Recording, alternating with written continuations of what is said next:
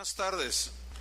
Le invito a que abra su Biblia en Romanos 3:10, por favor.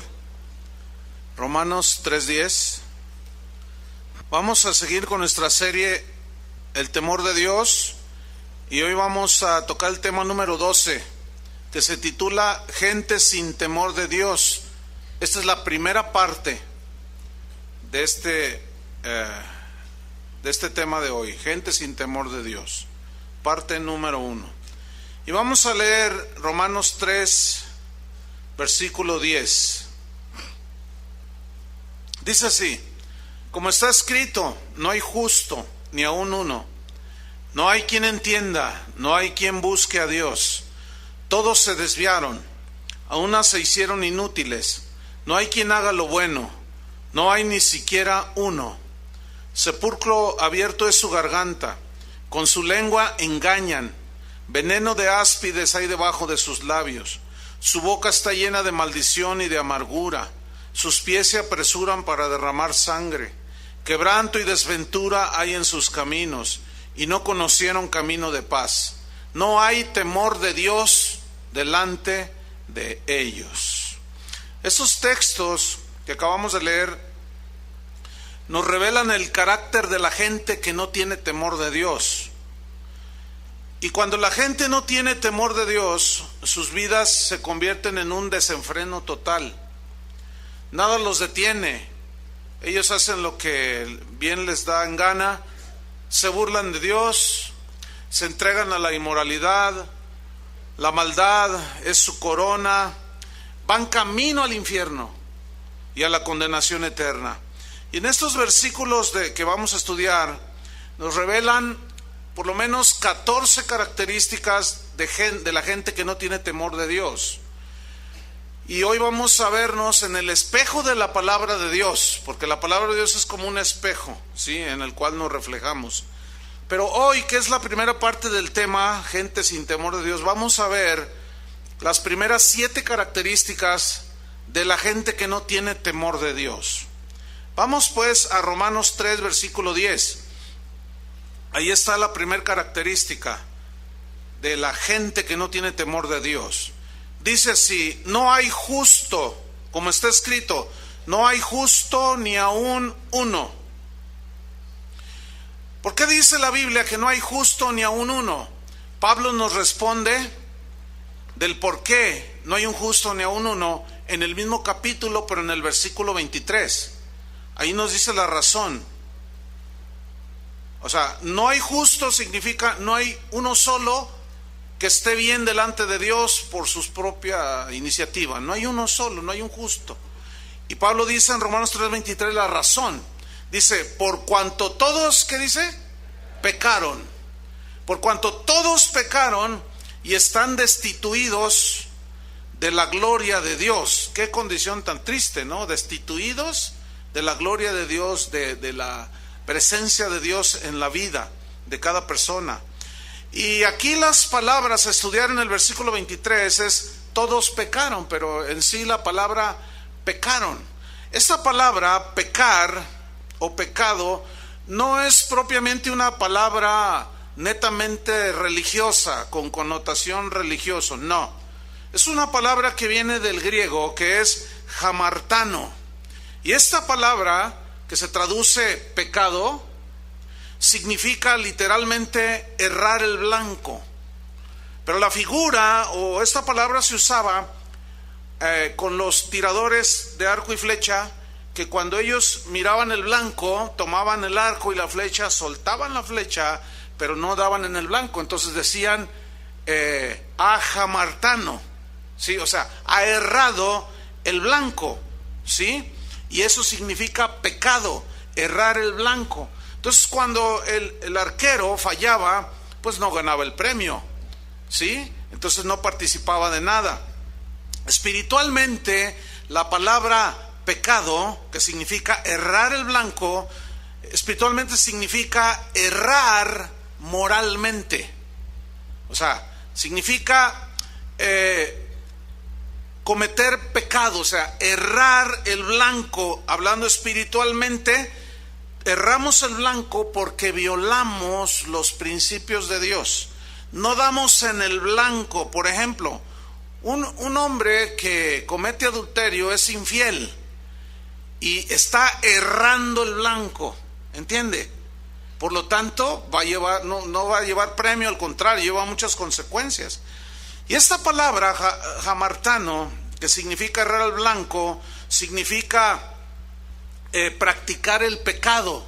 Es decir, al pecar, erramos, porque violamos los mandamientos de Dios.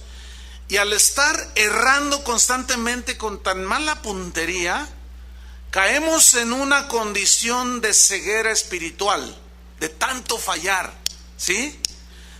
Caemos en una condición de ignorancia espiritual y de insensatez en la conducta. Entonces, la única manera de dejar de ser injusto es cuando una persona escucha el Evangelio de Jesucristo, conoce la historia o escucha la historia de la cruz, del Calvario, que Cristo en su cuerpo llevó todos nuestros pecados. Y dice la Biblia que la fe viene por oír la palabra de Dios. Entonces, la gente cuando escucha el Evangelio de la salvación, en ese momento se les prende la luz y comienzan a entender cuál es su condición, comienzan a ver más bien cuál es su condición. Y es cuando se produce la fe que salva, o la fe que se pone en el Cristo del Calvario. Y esa fe te lleva a la salvación, o sea, solamente es un medio. Pero esa fe no nace sola, nada más porque sí, no. Nace cuando se escucha el Evangelio. Esa es la única manera. De esa manera, tú pasas de ser un hombre injusto a un hombre justo.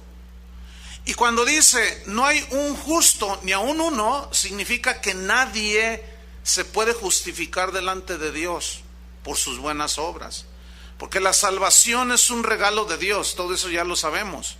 No la podemos comprar, no podemos pagar por ella, solamente es creyendo y se recibe por gracia por medio de la fe. Pero una vez que hemos sido justificados por la sangre de Jesucristo, tenemos paz para con Dios. ¿Ustedes creen que haya gente que vaya a las iglesias cristianas, estoy hablando, así como esta, que sea inclusive un asiduo asistente de la iglesia y sea un injusto? ¿Creen ustedes? ¿Sí? Exactamente. Se da esa posibilidad de gente que llena las iglesias, participa, pero nunca lavaron sus pecados en la sangre de Cristo. Por lo tanto, siguen en esa injusticia, en esa condición de pecado. Y al seguir en esa condición de oscuridad, de pecado, por estar errando continuamente, aunque canten unos cantitos, lean algún versículo por ahí, al seguir errando nos lleva a lo que sería la segunda característica de la gente que no tiene temor de Dios. Está en el versículo 11. Dice, no hay quien entienda.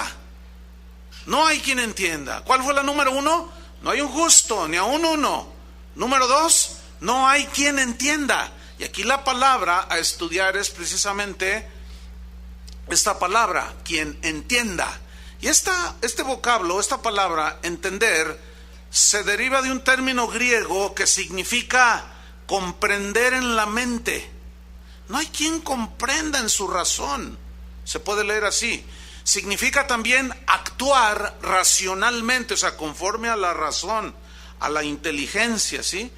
También significa con entendimiento, actuar con entendimiento de las cosas. También significa actuar pensando juiciosamente con sensatez. Ahora, lo que el versículo dice es, no hay quien comprenda en su mente. No actúan racionalmente, no actúan con entendimiento, con juicio, con sensatez, no entienden así. Y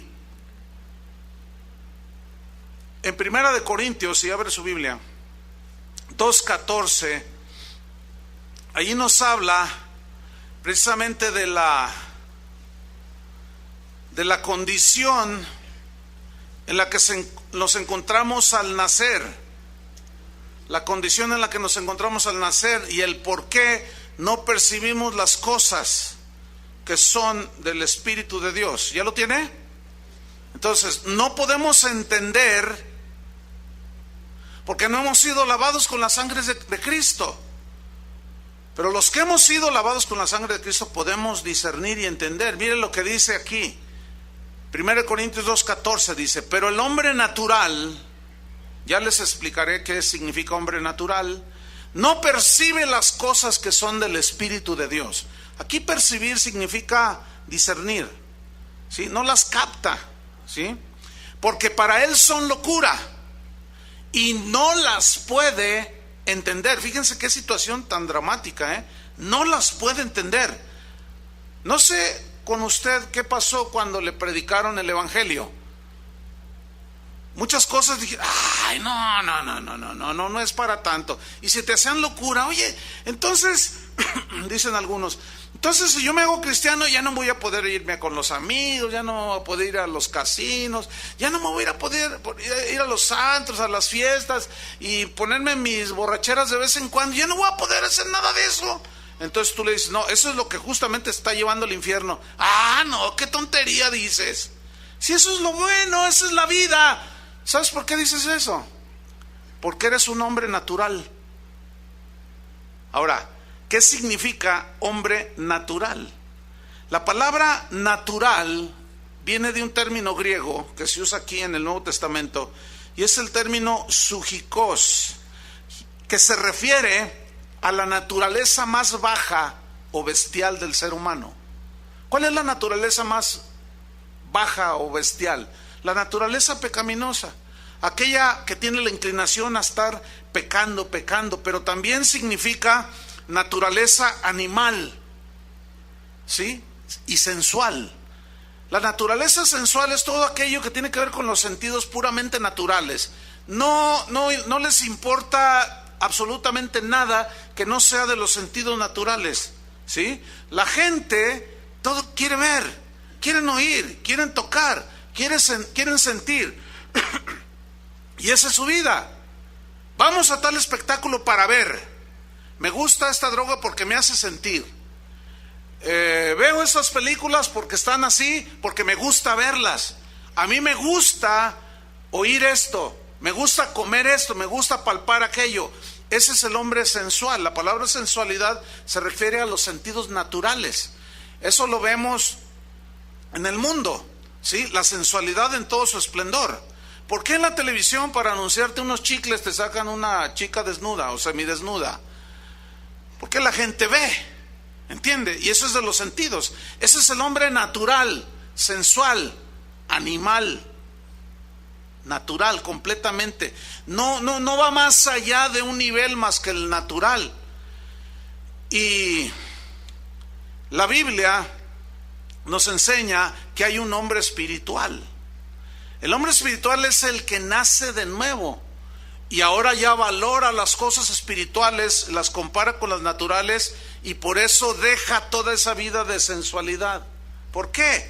Porque ahora ya encontró las riquezas en Cristo. Ahora, el hombre natural, una de las definiciones es animal bestial. ¿Por qué esta definición tan fuerte? Porque los animales, ellos reaccionan por instinto. Ellos no razonan como nosotros. Los animales no tienen un raciocinio como el de nosotros. Y yo he hecho algunas experimentos. Yo tengo un perrito, se llama Bambino. Es un French Poodle ya viejito de casi 13 años, pero todavía ladra. Pero el perrito, yo hice este experimento. Yo le dije a mis hijos, y allí estábamos, dije, miren, yo voy a hablarle al perrito muy tiernamente, y van a ver cómo él va a reaccionar a mis palabras tiernas. Pero esas palabras tiernas que le voy a decir son palabras despreciativas. Pero fíjense cómo va a reaccionar el perrito. Entonces le dije, Bambino, ven para acá, eres el perro más feo de la colonia. Te huele mal el hociquillo que tienes. Tienes tu pelo hecho un lío. Eres el más insignificante de los perros. Y el perrito me movía la colita. O sea, él no entiende lo que yo le estoy diciendo. Está reaccionando por instinto. Nada más. Pero luego hice lo contrario. Y ahora le voy a decir palabras bonitas, pero en un tono fuerte. ¡Bambi! Y reacciona, ¿no? El Bambi. Ven para acá, tú eres el perro más hermoso de esta colonia. Tanto que te compro tus croquetas. Y te llevo al peluquero. Y tú eres el perro más... Y le corre el perro. O sea, él no está entendiendo mis palabras, porque él no las razona. Hermanos, no somos animales. No somos animales para reaccionar solamente en los sentidos. Pero esto es exactamente lo que dice la Biblia, que razona la gente que no conoce a Dios, que no tiene temor de Dios. Son como animales. ¿Cómo? Dije, es un símil. O sea, reaccionan por instinto. Oye, ¿por qué te metiste con esa mujer que no es tu esposa? Pues como que se me ofreció. Por instinto. O sea, no razonan. Por lo tanto, su conducta, su actuar es irracional. ¿Sí? Entonces, al no tener la capacidad de comprender espiritualmente las cosas, comenzamos a actuar irracionalmente, sin entendimiento, sin juicio equilibrado. Mire, le voy a poner un ejemplo. El homosexualismo y el lesbianismo es un actuar irracional. ¿Por qué irracional? Sin un juicio certero.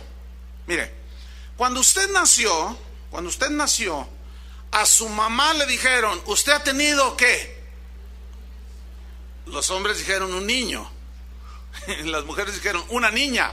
Ahora, cuando los bebés nacen idénticos. Usted ve un niño y una niña, se ven idénticos, ¿sí o no? No tienen pelo largo, el niño no nace con bigote ni barba de candado. No. Están idénticos. Ahora, ¿cómo es que saben que es un niño o una niña? Por lo que tienen allí. Así de simple, hermano. Lo ven, dicen, este es un niño. Ahora, el médico no se equivoca, ¿sí o no? Ahora, ese niño comienza a crecer. Y bueno, pues es un niño. Tiene el miembro sexual que tiene un niño, y una niña tiene su equivalente también. Pero luego a los 17 años, a los 18 años, de pronto empieza a decir el muchacho. Dice, yo ya voy a salir del closet, dice, pues estabas encerrado, ¿sí? Es que yo, dice, yo estoy atrapado, soy una mujer atrapada en el cuerpo de un hombre, dice. O al revés, yo soy un hombre atrapado en el cuerpo de una mujer. Oye, a ver, espérame. Pero simplemente mírense al espejo. ¿Qué tienen allí? Pues eso eres. El problema, ¿dónde está? En tu mente. En tu mente. Estás confundido acá arriba. ¿Por qué? Porque no hay quien entienda. Al no entender, al no usar la razón, y la razón con los mandamientos de Dios, hermanos, la ley moral de Dios, empatan perfectamente. No está peleada la razón con la palabra de Dios, con la ley moral de Dios, los mandamientos de Dios, pero para nada. Pero lo mismo sucede con el adúltero, Lo mismo sucede con el ladrón y con el mentiroso. Es irracional cuando un hombre se mete con una mujer que no es su esposa. ¿Por qué es irracional? Porque no razonó.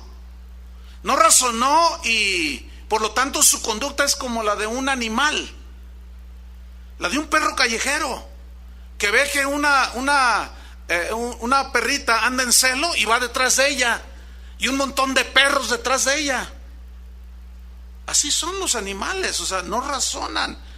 Pero los seres humanos, Dios nos dio raciocinio, hermanos. No somos animales. aunque desgraciadamente muchos se conducen como animales. No utilizan la razón.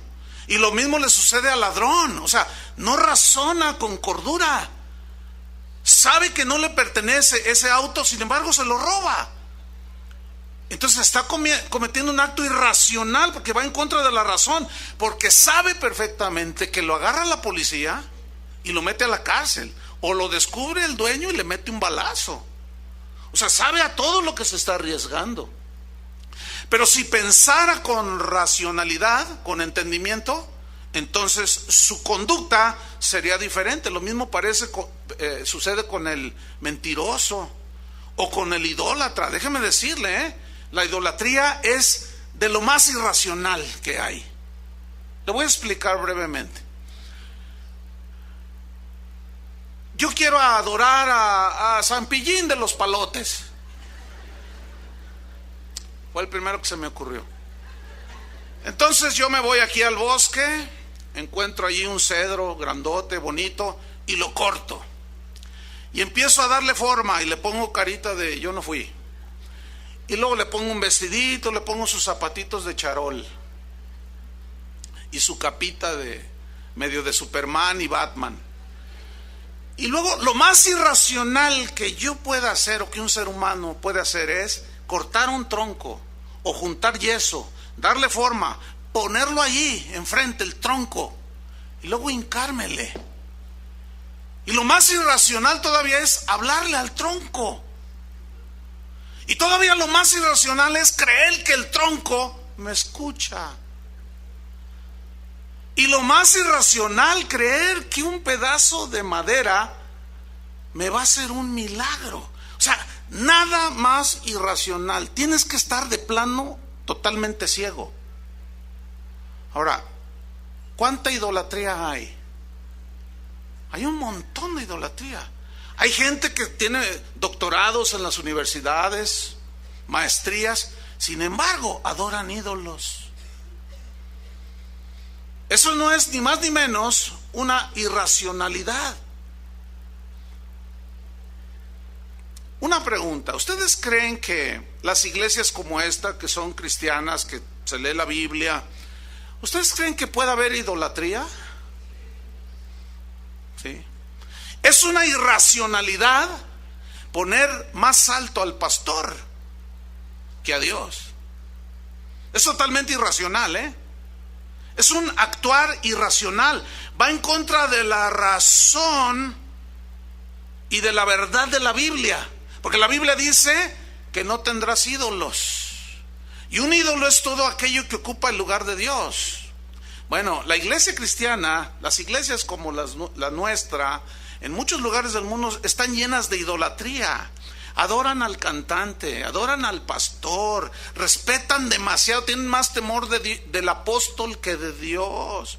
Hay gente inclusive que da su vida. A mí no me toques a mi pastor porque yo sí te mato. Uy, uy, uy. O sea, puedes decir de Jesús lo que te venga en gana. Se pueden burlar de Jesús, pero no les toques a su becerro de oro, porque se te ponen así, mira. Eso se llama, mis queridos hermanos, idolatría. Ahora, tú les explicas, no, mira, a los hombres hay que respetarlos, honrarlos, pero nunca darles el lugar que tú le estás dando al pastor. Hay que respetarlo, porque es el hombre que Dios puso allí. Pero sobre ese pastor y sobre ese apóstol está Dios. Entonces, como que quieren entender. Y te dicen, no, bueno, sí, pero al mío, a mi pastor no me lo tocas.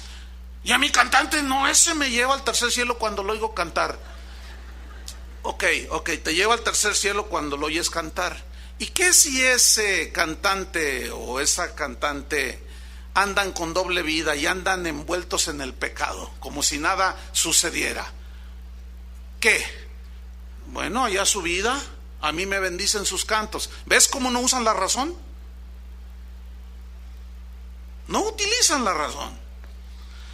Entonces, el actuar sin entendimiento nos aleja cada vez más de Dios, porque nos hace cometer actos irracionales que van en contra de sus mandamientos, pero nos lleva a la peor de las situaciones, porque el pecado, como nos ciega estamos errando constantemente, y fallar constantemente, pues eso trae una ceguera y nos impide entender, y nos lleva a lo que sería la tercera característica.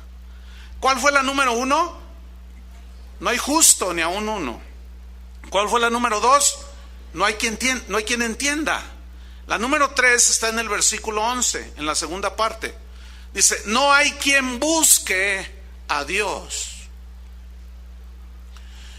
Aquí esta palabra, buscar, en el hebreo y en el griego tienen obviamente el mismo significado, pero esta palabra, buscar a Dios, no significa que Él está perdido y lo andas buscando, no.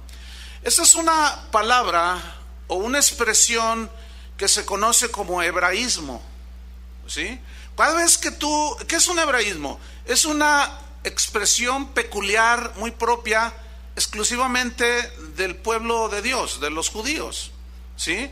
Hay muchos hebraísmos, así como nosotros tenemos nuestros mexicanismos, que son expresiones propias de nosotros los mexicanos, y tenemos unos jalisquismos también. Ese es uno bueno. Un mexicanismo es, por ejemplo, decir, ¿ya les cayó el 20? Y ustedes dicen, pero los que nos están oyendo dicen, ¿ya les cayó el 20? ¿Qué se imaginarán? ¿Un billete de 20 pesos? Entonces van a decir, allá en casa de oración les caen billetes de 20 pesos. No, o sea, a veces me escribe la gente y dice, oye pastor, ¿qué quiere decir esto? Son mexicanismos, son expresiones propias, nada más nosotros las entendemos. Tú vas a cualquier otro país y di, te voy a explicar esto para que te caiga el 20. Y se quedan así, ¿el 20? ¿No entienden? Ese es un mexicanismo. Bueno, la palabra buscar a Dios es un hebraísmo que significa procurar continuamente a Dios. O sea, ir en pos de Dios cotidianamente. Es vivir con Dios todos los días. No como algunos que tienen en su auto, allá en el baúl, dicen en algunos países, en la cajuela, decimos nosotros, tenemos lo que es la rueda de refacción, que esa nada más lo utilizamos cuando la otra rueda se pincha o se desinfla, acá decimos se poncha, y nos acordamos y decimos, la llanta de refacción, ¿verdad? Entonces nos bajamos y sacamos la llanta de refacción. Y muchos tienen a Dios como llanta de refacción. Nada más cuando se les poncha se acuerdan de Dios. O sea, viven su vida como si Dios no existiera, pero los corren del trabajo, los corretean los pandilleros, les roban el auto, qué sé yo, se enferman y vienen con cara del santo pillín.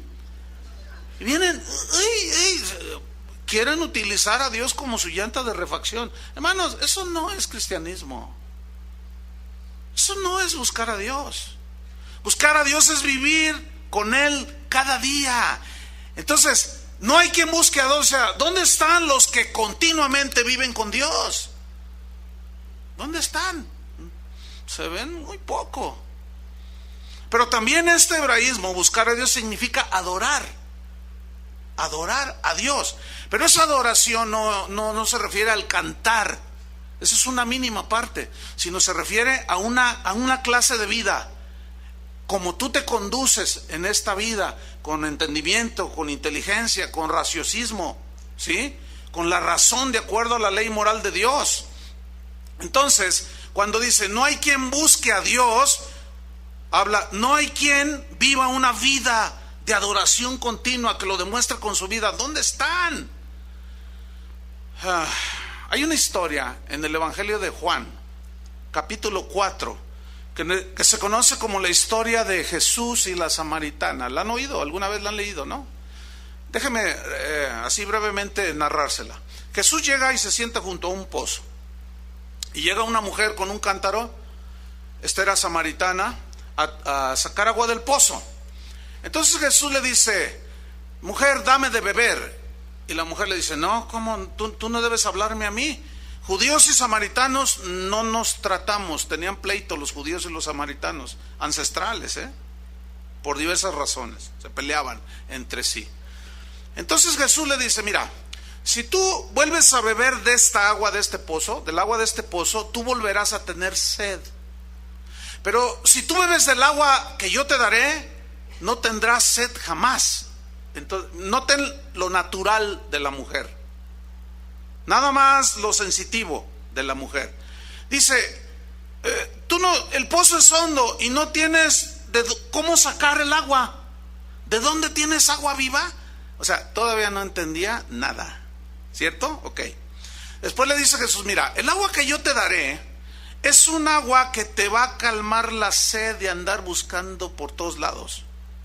Entonces la mujer le dice, Señor, bueno, dame de esa agua para que no tenga yo que volver a venir a sacar agua de aquí. Todavía seguía bien tapadita la señora. No entendía nada de lo que Jesús le estaba diciendo. Y así hay mucha gente, les estás explicando. Es muy posible que aquí hay gente, yo estoy explicando esto, nomás no les den, porque están tan ciegos. Bueno, entonces la mujer le dice, bueno, dame de esa agua para que no tenga yo que venir a sacar de esta agua de aquí. Y Jesús le dice, ok, ¿quieres agua? Sí. Dice, ve y trae a tu marido. Y justamente Jesús toca el punto más débil de la mujer samaritana. Entonces la mujer le dice, no tengo marido. Y Jesús le responde, bien has dicho, no tengo marido. Y Jesús le dice, porque 5 has tenido, y el que ahora tienes no es tu marido. 5 más 1 son 6. Esa señora de verdad que le daba vuelo a la hilacha. Ese es un mexicanismo. Significa que hacía todo lo que quería. Bueno, esa señora había pasado por los brazos de 6 hombres. Primero fue 1, después fue 2, después 3, 4, 5, y seguía insatisfecha. Y seguía quitándole maridos a otras señoras. Era una que se catalogaría como una cualquiera quitamaridos, ¿cierto? Pero yo quiero que observen que en la historia de Juan 4, después la leen en su casa, cuando Jesús le toca el punto de su pecado, y si tú y yo nos queremos acercar a Dios, Él siempre va a tocar el punto de nuestros pecados. No hay otra manera. Entonces Jesús la mujer de una manera así, pero automática, como una actitud de defensa, de pronto se pone espiritual la señora. Y le dice, nuestros padres adoraron en este monte. Se puso bien, nuestros padres. La religión que mis padres me enseñaron. Pregunta, cuando tú le enseñas a la gente, le compartes el evangelio, que tú sabes que son adúlteros, tranzas, venden droga, o sea, tú sabes, ¿no? Todo, de todo. Y le empiezas a hablar del evangelio. ¿No sacan luego su banderita de su religioncita? Para lo que les ha servido su religión. Su religión no ha sido capaz de librarlos de la esclavitud de las drogas, de la esclavitud de los vicios, de la esclavitud del pecado. Pero inmediatamente sacan su banderita de su religión. No, a mí no me vengas a... No, la santa religión que ustedes, protestantes, ustedes son del diablo. Y te dicen que eres del diablo. Y ustedes, y que nosotros somos la iglesia verdadera. ¿Nosotros somos la iglesia verdadera? Déjeme decirle, hermano, la iglesia verdadera no está llena de adúlteros, ni de hechiceros, ni de idólatras, ni de homosexuales, ni de lesbianas. No, discúlpeme, no. Pero ¿qué sucede? Entonces la mujer se pone espiritual, la señora. Y Jesús le dice, mira, tú adoras lo que no sabes, le dice. Tú ni sabes lo que adoras. Así está la gente, hermanos, en una ceguera, o sea, no hay una búsqueda. Pero al no buscar a Dios, al no vivir con Él todos los días, pues ¿cómo van a vivir con Él? ¿Cómo van a tener temor de Dios? Mira lo que dice el Salmo 10, versículo 4. No hay quien busque a Dios. Y esta samaritana creía que teniendo un poquito de religión, rezando un Padre Nuestro, qué sé yo, el credo de los apóstoles, ya podía tener 6 maridos. No. Salmo 10, versículo 4. Mira lo que dice. El malo, por la altivez de su rostro, no busca a Dios. O sea, el malo, por la altivez, significa por el orgullo, la arrogancia. Yo no necesito, yo nomás Dios, allá está en su templo encerradito. Yo cuando me nazca el corazón, yo no soy hipócrita, yo voy cuando me nace. Pues por eso van cada año, ¿verdad? Entonces, o van a fin de año a darle 7, se dan su paseo por 7 templos. Así está la gente, esa es la condición objetiva y real de la gente. Entonces, como viven en un errar constante, piensan que por darle 7 vueltitas al templo, o por dejar de comer hamburguesas en Semana Santa, ya con eso Dios está contento con ellos. No, los han engañado. No, porque eso no es buscar a Dios. El malo, dice, por la altivez de su rostro no busca a Dios. No hay Dios en ninguno de sus pensamientos. No hay Dios, o sea, se levantan pensando a quién transan. Se acuestan esperando soñar cómo van a transar cuando se levanten. ¿Cómo van a hacer lo malo? Esa es la condición real de los seres humanos. ¿Cómo vengarse? ¿Cómo hacer cada cosa que los seres humanos solemos hacer? ¿Qué condición tan lamentable? Ahora, el no buscar a Dios, como consecuencia, el no caminar con Dios, nos lleva a desviaciones de todo tipo. Esto nos lleva a la cuarta característica de la gente que no tiene temor de Dios. ¿Cuál fue la número 1? No hay justo ni aun uno. La número 2, no hay quien entienda. La número 3, no hay quien busque a Dios. La número 4 está en el versículo 12. Todos se desviaron. Es lógico. Al no tener a Dios como el centro de tu vida, te desviaste. Todos se desviaron. Ahora, aquí la palabra a estudiar es desviaron, que significa apartarse de, en este caso de Dios. Significa volverse de, o sea, y como ir en pos de alguien, detrás de alguien, pero de pronto regresarse y ya no ir en pos de él. En este caso es de Dios. Habla de apartarse de Dios. Y el que se aparta de Dios, indefectiblemente terminará yéndose detrás de sus pasiones desordenadas, que la Biblia las llama desviaciones. Y hay un montón de desviaciones. Déjenme leerles una historia bíblica en Génesis 19, versículo 1. ¿Han oído hablar de las ciudades de Sodoma y Gomorra? Bueno, déjeme en Génesis 19, déjeme darle un breve contexto anterior de esta historia.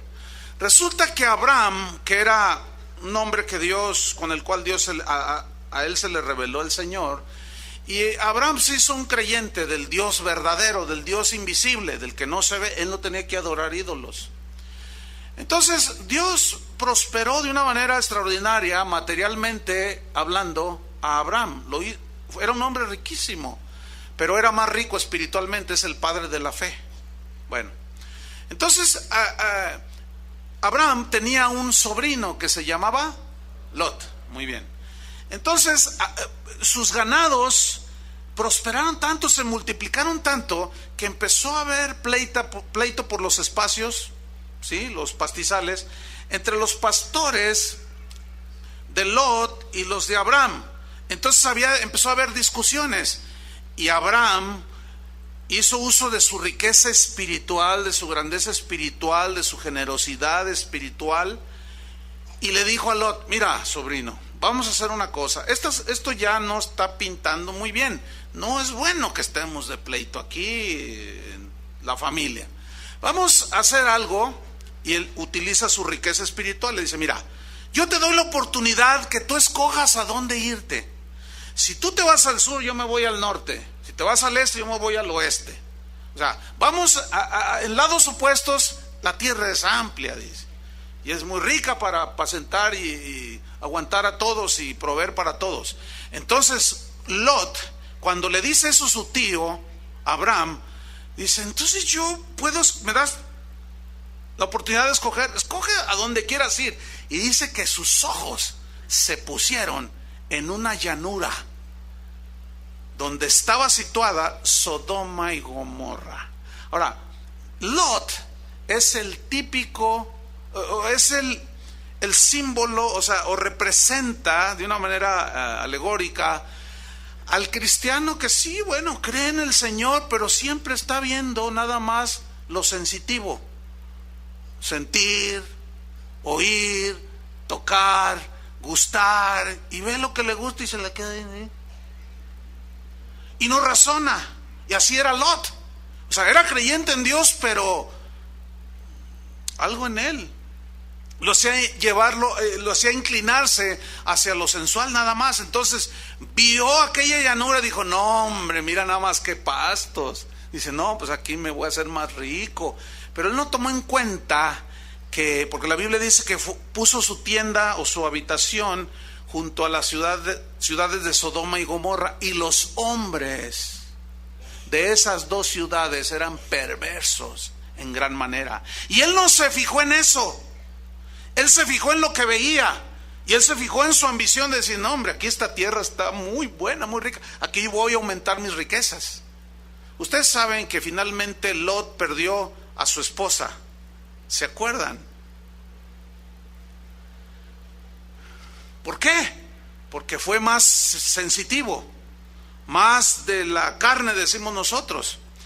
Total, Dios le dice a Abraham, Dios le dice a Lot que se le revela a Lot de alguna manera aquí por medio de esta historia, y Dios decide traer juicio sobre Sodoma y Gomorra a causa de la maldad de los hombres de Sodoma y Gomorra, y envía dos ángeles que tienen la habilidad de tomar forma humana. Lot no sabía que eran ángeles. Vamos a leer la historia. Génesis 19:1. Vamos a ver, estamos hablando de que alejarnos de Dios nos lleva a todo tipo de desviaciones. Y vean: llegaron pues los dos ángeles a Sodoma a la caída de la tarde, y Lot estaba sentado a la puerta de Sodoma. Y viéndolos, Lot se levantó a recibirlos y se inclinó hacia el suelo. Era una costumbre oriental. Y dijo: ahora, mis señores, os ruego que vengáis a casa de vuestro siervo y os hospedéis, y lavaréis vuestros pies. El hospedar a los extraños en aquel tiempo era una situación de mucho honor, de mucha honra para el que hospedaba. Era una costumbre netamente oriental. Entonces, para ellos era un honor hospedar a un peregrino, ¿sí? Entonces, ellos respondieron, estoy en el versículo 2, y dijeron: no, que en la calle nos quedaremos esta noche. Ellos iban con una encomienda: destruir Sodoma y Gomorra. Versículo 3. Mas él porfió con ellos mucho. Finalmente fueron con él y entraron en su casa, y les hizo banquete, y coció panes sin levadura, les hizo una birria, etcétera, ¿no? Y comieron los ángeles, dice. Versículo 4. Pero antes que se acostasen, rodearon la casa. ¿Quiénes rodearon la casa? ¿Qué dice ahí? ¿Qué es su nombre? Bueno, todavía por si alguno tiene duda, rodearon la casa los hombres de la ciudad, los varones. ¿Qué es un varón? A ver, levanten su mano los varones. Si no la levantan, voy a pensar. Bueno, no hay duda lo que es su nombre, o sea, un varón. Ah, tuviste un varoncito. Ah, ¿verdad? Bueno, ¿quiénes rodearon la casa de Lot? Los varones. Ok. Los varones de Sodoma. Todo el pueblo junto, desde el más joven hasta el más viejo. Escuchen, desde el más joven. Aquí se refiere a jovencitos de 11, 12, 13, 14 en adelante. Fíjate, en Sodoma ya habían salido del closet a los 12 años. Fíjate la liberalidad en la cual vivían ellos, el libertinaje en el que vivían. O sea, se juntaron todos los del pueblo de Sodoma, desde los más chiquitines adolescentes, hasta los más viejos. ¿Te imaginas un viejo setentón ahí? ¿Y qué iban a hacer? Desde el más chiquillo hasta el más viejo. Vea la perversidad, vea las desviaciones de esta gente. Versículo 5. Y llamaron a Lot y le dijeron: ¿dónde están los varones que vinieron a ti esta noche? Sácalos para que los conozcamos. La mayoría de ustedes ya entiende el significado de conozcamos aquí, pero hay otros que probablemente no, y voy a explicar brevemente. Este es otro hebraísmo, que es una expresión propia de la gente de aquel tiempo. Bien, cuando nosotros decimos: oye, ¿conoces a fulano de tal? Tú dices: no, no lo conozco, te lo presento. Entonces tú empiezas a platicar con esa persona. Entonces: oye, ¿cómo te llamas? No, pues me llamo así. ¿En qué trabajas? Empiezas a conocerlo. ¿Y eres casado? Sí. ¿Y cuántos hijos tienes? ¿Y cómo se llama? Y empiezas a conocerlo. ¿Y en qué trabajas? Etcétera. Y al rato ya salieron primos lejanos. Ya ven cómo es la cosa, ¿no? Entonces, para nosotros ese es el significado de conocer. Pero en el hebreo la palabra conozcamos tiene varios significados, pero uno de ellos, que es el que se aplica aquí, es: sácalos para violarlos sexualmente. Eso significa. El versículo 6 y 7 nos demuestran que efectivamente eso significa. Vean, versículos 6 y 7. Entonces Lot salió a ellos a la puerta y cerró tras sí la puerta y dijo: no, no entren. Versículo 7. Y dijo: os ruego, hermanos míos, que no hagáis tal maldad. O sea, en el contexto nuestro, conocer a alguien no es una maldad, ¿verdad que no? Entonces es clarísimo, ¿sí? Ahora bien, hay unas versiones, como por ejemplo la versión nueva internacional, que trae el versículo 5 mejor traducido, más claro, y dice, y se lee así: llamaron a Lot y le dijeron: ¿dónde están los hombres que vinieron a pasar la noche en tu casa? Sácalos fuera, queremos acostarnos con ellos. Ahora, ¿te puedes imaginar a los adolescentes diciendo esto? No, todavía lo más patético. ¿Te puedes imaginar a los viejos de Sodoma diciendo esto? Esto es totalmente irracional, vergonzoso. Eran unos pervertidos estos. Ahora, la versión Palabra de Dios para Todos se lee así, el versículo 5. Todavía es más clara, dice: llamaron a Lot y le dijeron: ¿dónde están los hombres que llegaron esta noche?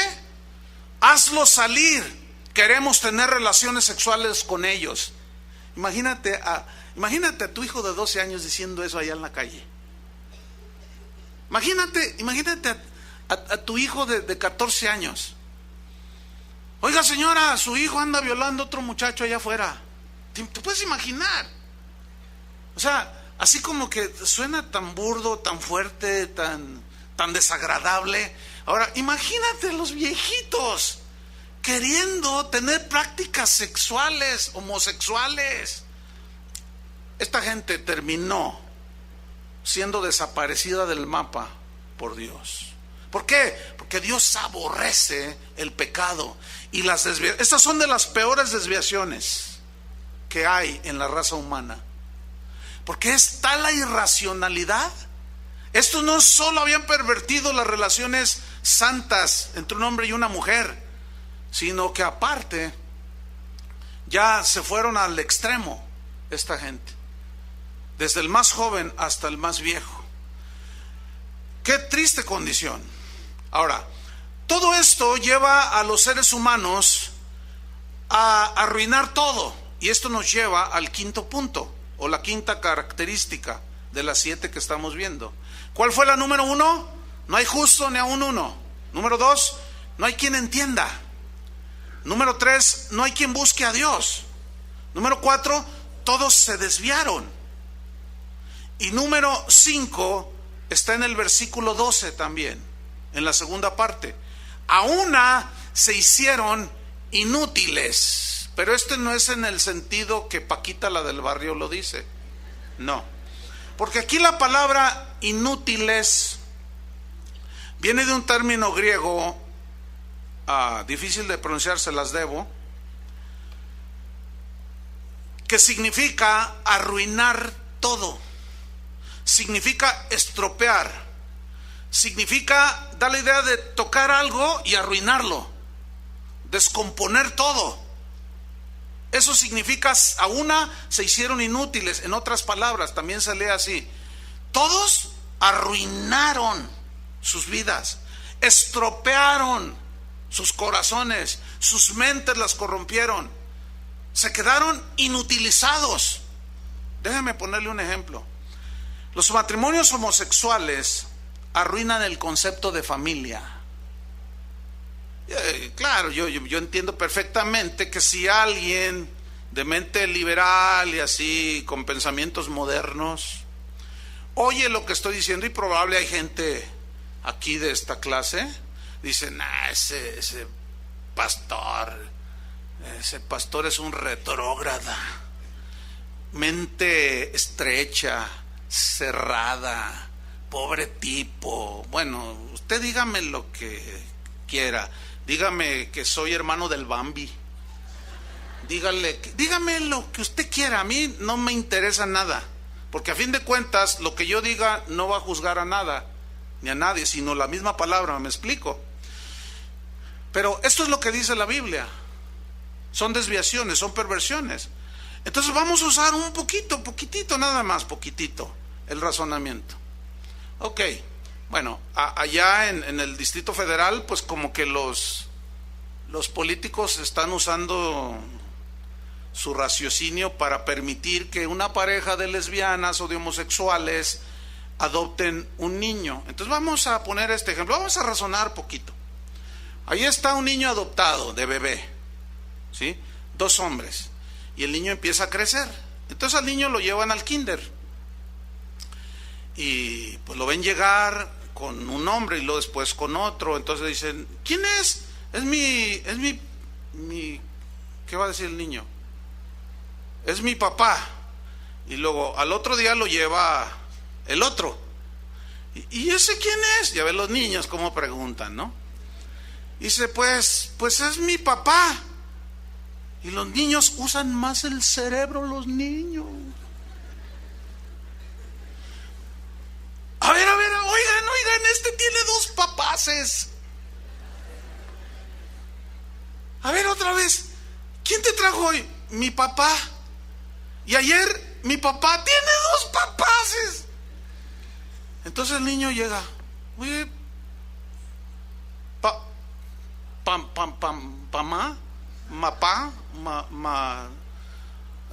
¿por qué todos los niños tienen mamá? ¿Dónde está mi mamá? ¿Qué le van a decir estos irracionales? ¿Qué le van a decir? Yo sé lo que le van a decir. Mira, yo soy tu papá y ella es tu mamá, o ella es la que la hace. O sea, ven la irracionalidad, hermanos. Claro, otra vez repito, yo sé que esto lo va a escuchar quien sea, hasta los derechos humanos, y dicen: ay, cuidado con ese pastor, ese va a ser un peligro para la sociedad jalisciense. No. Bueno, yo sé que esto es una agresión. Ellos agreden a Dios y su palabra, ¿cierto? Dios los agrede a ellos. No hay conciliación ahí. No hay. Esto no es mío, yo simplemente estoy diciendo lo que dice la Biblia. Entonces, señores de los derechos humanos, yo nada más estoy leyendo lo que dice allí. En todo caso, reclámenle al autor de ese libro y demándenlo. Bueno, arruinan, los matrimonios homosexuales arruinan, destruyen, estropean, inutilizan el concepto de familia. Bueno, el adúltero arruina su familia, arruina su vida, la de sus hijos. El ladrón arruina su vida, porque si lo agarran lo meten a la cárcel, le pueden dar 10, 15 años, desperdiciando y estropeando 15 años de su vida en la cárcel. El fornicario arruina su cuerpo, porque se expone a un montón de enfermedades, porque la promiscuidad produce eso, enfermedades. El mentiroso arruina su alma, porque le miente a sus hijos, le miente a su esposa, le miente a su esposo y arruina su alma. Y Jesús dijo que la verdad sale ¿a dónde? A la luz. Y queda en vergüenza el mentiroso, y al rato ya no sabe qué decir ni qué hacer, y arruina y corrompe sus pensamientos y su alma. Entonces el pecado, estamos viendo cómo nos aleja de Dios, pero no solo nos aleja, nos arruina, nos destruye.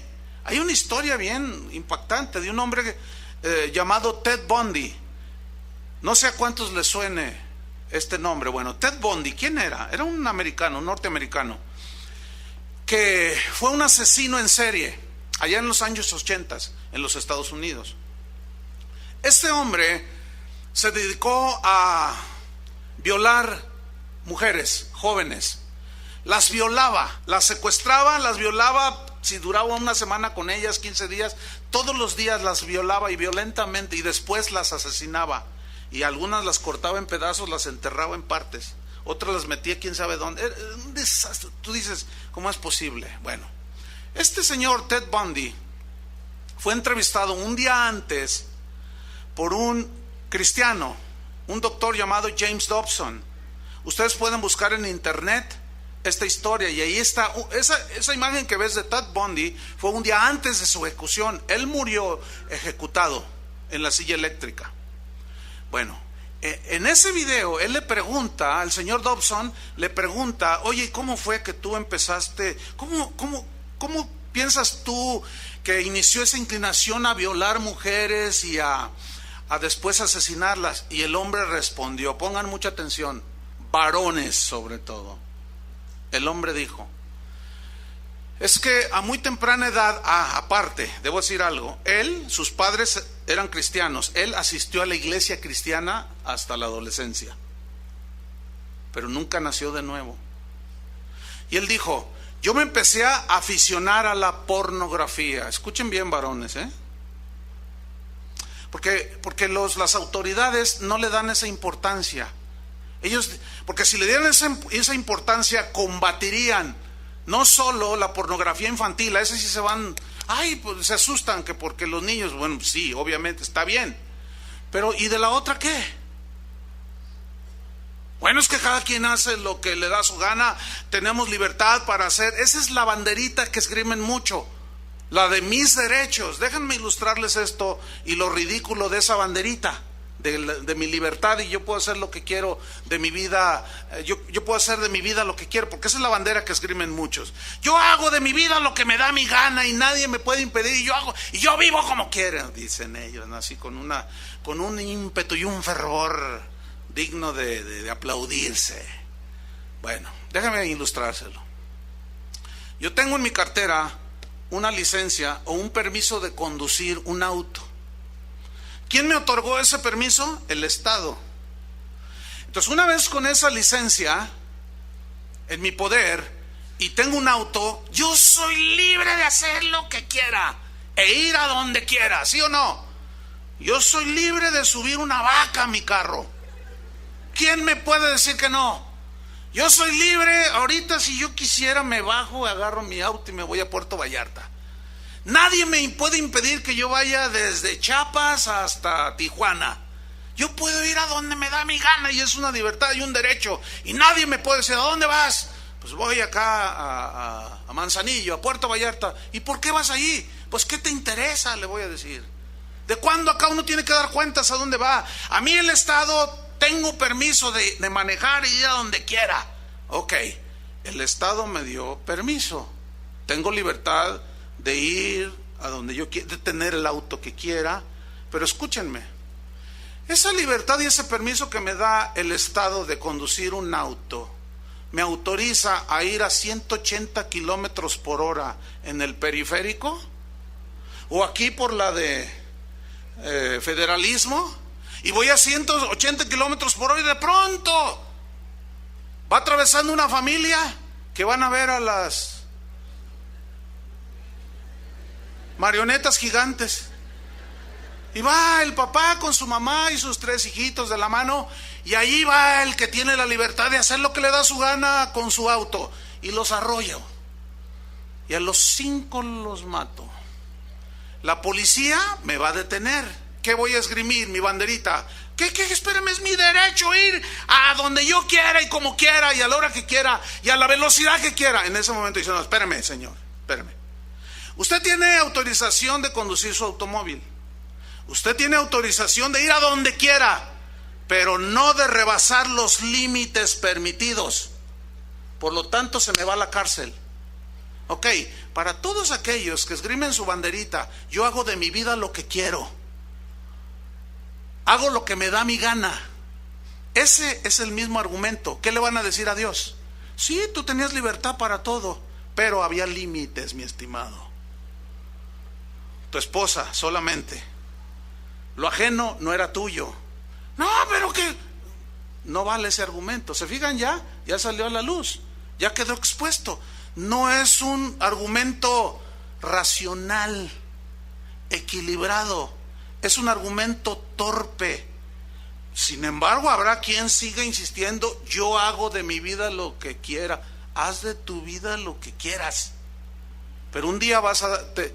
allá en los Estados Unidos, el otro día íbamos allá con un pastor, con Ernesto, y me dice, mira, fíjate bien, era como 4 esquinas. Y me dice, mira, fíjate bien allí, ¿qué ves? Le digo, no, pues no veo nada. No, mira eso, eran cámaras. Dice, mira, todas esas son cámaras.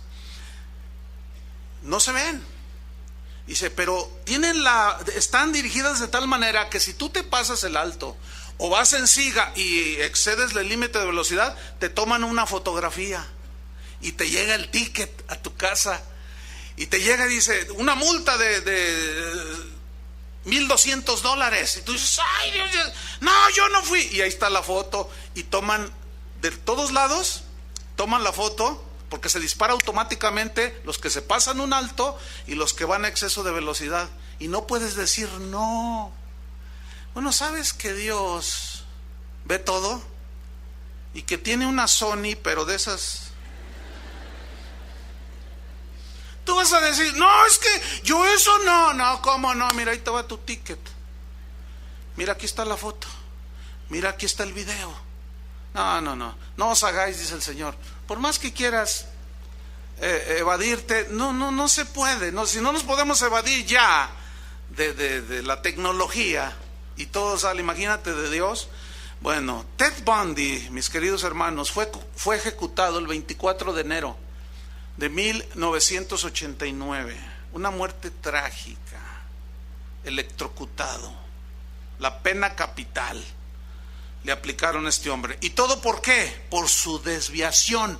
¿Cómo se originó esa desviación? Adiccionándose a la pornografía. Mucho ojo. Hay muchos hogares dentro de las iglesias afectados porque el varón mayormente es aficionado a la pornografía. O le paran o le siguen. Y tú puedes decir otra vez, pero no me atrapa a mí. Cuando yo quiero la dejo. Eso dicen todos los drogadictos. Eso dicen todos los adictos. Y de pronto ya no pueden salir de allí. El único que te puede sacar de allí es Jesucristo. Qué tremendo, ¿no? Entonces, al no entender, abandonamos a Dios, no lo buscamos, y esto nos desvía, toda clase de desviaciones hacen un desastre, nos lleva a la ruina, nuestra vida es un desastre, y la caída al vacío sigue sin detenerse, y esto nos lleva al punto número 6. ¿Cuál fue el número 1? No hay justo ni aun uno. El número 2, no hay quien entienda, no hay quien busque a Dios. El 3, el 4, todos se desviaron. El 5, a una estropearon todo, se hicieron inútiles. La número 6 está en el versículo 12, en la tercera parte. No hay quien haga lo bueno, no hay siquiera uno. Este verbo o esta frase, no hay quien haga lo bueno, significa que no puede practicar la vida justa delante de Dios, porque pues cómo, si no camina con Él, si no tiene entendimiento, no hay temor de Dios, entonces sus caminos son torcidos, no son rectos. Alguien que camina haciendo lo bueno, una vez que Jesús ya vino a tu corazón, ¿a cuántos ya llegó Jesús a su corazón? Y ya dejaste los desvíos, Dios los comenzó a a corregir tus caminos, ¿sí ¿no es cierto? Tus pensamientos los comenzaste a ordenar también. Tus conductas, por obvias consecuencias, también comenzaste a corregir y empezó tu vida. Pero eso provocó que empezaras a notarte de entre los que no tienen temor de Dios. ¿Me explico? Y ahí es donde empieza el rechazo, donde empieza el ataque, donde empieza la burla. Ahí es donde... Y es cuando, no sé cuántos de ustedes se han sentido en algún momento, se han sentido como que son solos, como que, ay, se siente como en una isla. Bueno, hubo un hombre llamado Elías. Ese hombre era un hombre de Dios tremendo, obediente, un hombre poderoso en su caminar, un hombre santo. Y dice la Biblia que se enfrentó a unos profetas de un ídolo que se llamaba Baal. Y los desafió, y hay una historia muy tremenda allí, y Dios se reveló a él, se manifestó y se reveló como el Dios de Elías. Pero hubo un momento en que el profeta dijo, solo yo he quedado. O sea, era tan escasa la gente que buscaba a Dios, era tan evidente las desviaciones que había en la gente de ese tiempo, era tan evidente la idolatría, era tan evidente la perversión sexual, todo. No buscaban a Dios, no entendían, todos desviados, que Elías dijo, solo yo he quedado.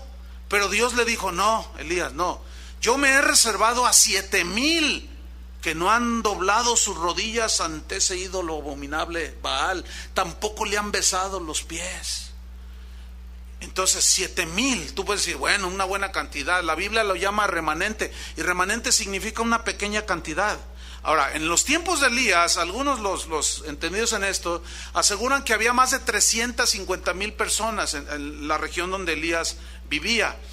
350,000 contra 7,001 es muy poco, ¿no es cierto? Muy poco. No se palpa, no se siente. A veces hay gente que me dice, oiga pastor, usted tiene una iglesia grande. Yo les digo, no, está bien chiquita. No, sí. Otros me han dicho, no, usted tiene una mega iglesia. Porque una mega iglesia se considera, según eso dicen pues, yo no lo veo de esa manera, se considera de 1,000 personas para arriba. No, usted tiene una mega iglesia, porque así aquí asisten miles de personas. Yo les digo, no, es una pequeñísima iglesia. No, usted tiene una, que no. La zona metropolitana de Guadalajara tiene aproximadamente 5 millones de habitantes, ¿sí o no? Pregunto, ¿hay 10% de cristianos? Que equivaldría a 500,000. ¿Dónde están? Es más, le voy a decir algo, si acaso llegara algún porcentaje, es ni al 1%. 50,000 cristianos en Guadalajara, no los hay. Junte a todas las iglesias de Guadalajara y va a ver que no, si llegamos a 20 y tantos mil, son muchos. Yo me siento como una isla, aunque vea aquí un par de miles de personas, y otros en la reunión de las 8 y otros tantos en la reunión del sábado en la noche.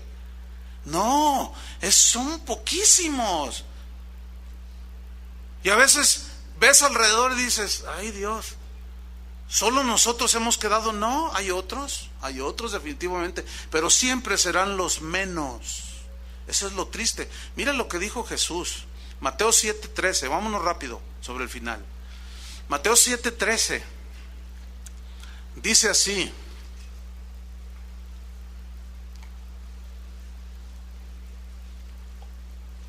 dice, entrad por la puerta estrecha, porque ancha es la puerta y espacioso el camino que lleva a la perdición. ¿Cómo es el camino que lleva a la perdición? Espacioso. Significa donde te dejan hacer lo que tú quieras, donde tu arena gana, donde tú puedes hacer lo que tú quieras. Se vale de todo, hermanos. Dios es amor, gloria a Dios. Pero escúchenme, no es verdad. Pregunta, ¿ustedes creen que haya iglesias que caminen el camino espacioso? Pero enteritas muchas de ellas, y van camino a la perdición. ¿Por qué? Porque se han escudado detrás de un Dios de amor, y efectivamente Dios es amor, pero se les olvida que Dios es santo también, y es un Dios justo, que sigue odiando el pecado. Tanto así que su Hijo tuvo que morir por causa de nuestro pecado, que si Dios no aborrece el pecado. Entonces dice, espacioso el camino que lleva a la perdición, y muchos son los que entran por esa puerta y caminan ese camino. Versículo 14, porque estrecha es la puerta y angosto el camino que lleva a la vida, y pocos son los que la hallan. ¿Tú te inclinas ante Baal? ¿Te postras ante el mundo? ¿Andas en tus sentidos puramente naturales, animales? ¿Cómo? Bueno, yo les dije al principio que nos íbamos a ver en el espejo de la palabra de Dios. Y para finalizar, al no saber hacer lo bueno, las personas sin temor de Dios se vuelven como sepulcros abiertos, sus bocas exhalan olor a muerte. Y el séptima característica está en el versículo 13. Sepulcro abierto es su garganta. Sepulcro. ¿Qué hay en un sepulcro? Pues hay un féretro. En el féretro, ¿qué hay? Un muerto. Y los muertos huelen mal. ¿Alguna vez han olido a un animal muerto? Que ustedes pasan, o el ratoncito que se electrocutó allí con un cable en tu casa y se murió allí, y lo dice, ay, qué feo huele la sala, qué feo huele, qué feo. Y al rato empiezas a buscar y encuentras el ratoncito todo tieso ahí, el pobre. Pero qué feo huele, un ratoncito. Escúchame bien lo que dice aquí: sepulcro abierto que huele mal es, ¿qué? Su garganta, su boca. Aquellos que no tienen temor de Dios, cuando hablan, es como la exhalación pestilente de una tumba vacía, dijo un hombre santo de la antigüedad. Voy a repetir: aquellos que no tienen temor de Dios, cuando hablan, es como la exhalación pestilencial de una tumba abierta. Mire, se lo voy a ilustrar con esto. Usted se come un kilo de camarones al mojo de ajo. Entonces usted se deleita y todo. Entonces llega a su casa y le da un beso a su esposa y le dice a su esposa: ay, viejo, ¿qué comiste? ¿Por qué, vieja? Dice: ay, traes un tufo espantoso. Le dice: ay, pues comí camarones al mojo de ajo. Entonces dice: ay, pero ahorita me lavo la boca. Entonces va y se lava bien. Entonces él cree que con lavarse los dientes, aunque se los lave 20 veces, el tufo no se quita, porque ese tufo viene de adentro. Entonces usted llega otra vez con su esposa y le quiere dar un beso, y se comió 20 pastillas de chicles de menta. ¿Cuántos saben que no se quita? ¿Por qué no se quita? Porque viene acá adentro, está acá adentro depositado los 25 ajos que te comiste. Entonces tienes un tufo espantoso. Cuando yo no era cristiano, tenía un amigo que era cocinero, y se la pasaba comiendo ajos fritos, y así los freía así un puñote, cocinando y comiendo. Tal era su penetración que cuando él ya tenía el humor de ajo, espantoso. Entonces una vez nos invitaron a una fiesta, y vamos a la fiesta y que no sé qué, y sabe cuánto. Entonces yo le dije: oye, saca a bailar a una muchacha. Entonces dice: no quieren bailar conmigo, no sé por qué. Le dije: yo sí te voy a decir por qué. Apestas horrible. Y luego tomaba. No, hombre, olvídate, esa combinación es un tufo infernal.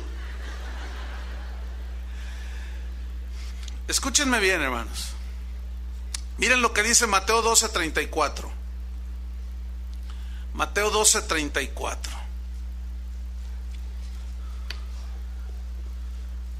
Y ya nos vamos sobre el final.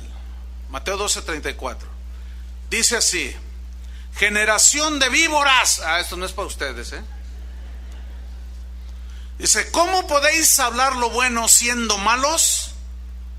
Fíjate, hablar lo bueno siendo malos, porque de la abundancia del corazón habla la boca. Aquí corazón habla de lo profundo, ¿sí o no? del profundo del ser, de las entrañas. Ese es un sinónimo de corazón, las entrañas, lo profundo. ¿Dónde está lo profundo del kilo de camarones al mojo de ajo? ¿En la boca o en el estómago? Okay. Fíjate lo que Jesús está diciendo aquí. De la abundancia del corazón habla la boca. Es decir, lo que tú comes, entiéndase, mundo, todas las cosas que hay en el mundo, mentiras del mundo, sensualidad del mundo, pornografía, tanta cosa que anda ahí, todo lo que tú comes se queda aquí. Por más que te laves los dientes y te comas unas pastillitas de menta, entiéndanse, voy a la iglesia el domingo en la mañana, por más que te laves la boca, por más que te comas tus pastillitas, traes un tufo espantoso. ¿Por qué? Aquí lo dice Jesús. Dice, ¿cómo podéis hablar lo bueno siendo malos? Porque de la abundancia del corazón habla la boca. Fíjate el 35. El hombre bueno aquí significa el hombre redimido, lavado con la sangre de Cristo, que ahora se alimenta de la palabra de Dios, se alimenta, está en la adoración con Dios, camina continuamente con Dios. Fíjate lo que dice, el hombre bueno del buen tesoro del corazón saca buenas cosas, y el hombre malo del mal tesoro saca malas cosas. Aquí la palabra saca buenas cosas, saca malas cosas. En el griego la palabra saca da una idea de una reacción de hablar espontáneo. Por ejemplo, el hombre bueno, el hombre malo, cuando le dicen, oye, fíjate que te chocaron tu carro que estaba estacionado, ay, tales por cuales de la quién sabe qué, porque eso lo saca espontáneo, no se tiene que esforzar. ¿Por qué? Porque de eso está lleno acá, ¿sí? Sepulcro abierto es que su garganta, todo es muerte lo que habla, podredumbre, tufo feo, ¿sí? Ok. Dice, pero el hombre bueno del buen tesoro de su corazón saca lo bueno. ¿Qué significa? Que saca espontáneo. Oye, pues que te chocaron tu carro, ay, hubo algún herido, bueno, lo material pasa, a ver, vamos a ver qué pasó aquí. O sea, dice, bueno, Dios tiene las cosas en control. Dios sabe por qué permite las cosas. O sea, su hablar es diferente, ¿me explico? Pero pero ¿por qué su hablar es diferente del hombre bueno? Porque está alimentado ¿con qué? Con alimento que no da un tufo desagradable. Creo que me están entendiendo, ¿verdad que sí? Se les va a quedar eso del tufo. Mira lo que dice el versículo 36. Mas yo os digo que de toda palabra ociosa que hablen los hombres, otra vez, de ella darán cuenta en el día del juicio, porque por tus palabras serás justificado y por tus palabras serás condenado. ¿Por qué dice eso? Porque lo que hablas, fíjate bien, lo que hablas revela lo que está en tu interior. Y lo que tú hablas, que revela lo que está en tu interior, está mostrando el verdadero hombre o la verdadera mujer que eres tú. ¿Entendieron, verdad? Aquí ahorita nadie dice nada así de que no, que tal por cual y que yo y que aquí, pero nomás salen algunos y como si nada. Empieza el sepulcro abierto a aventar su tufo. Termino con esto, es inevitable para mí mencionarlo, tengo que hacerlo, porque de la abundancia del corazón, lo que está en tu vientre, de lo que está lleno, eso habla tu boca. Todos aquellos predicadores que solo hablan de dinero, usted sabe que el dinero tiene un tufo desagradable, feo, cuente billetes y huele mal, ¿cierto? Pero todos quieren dinero.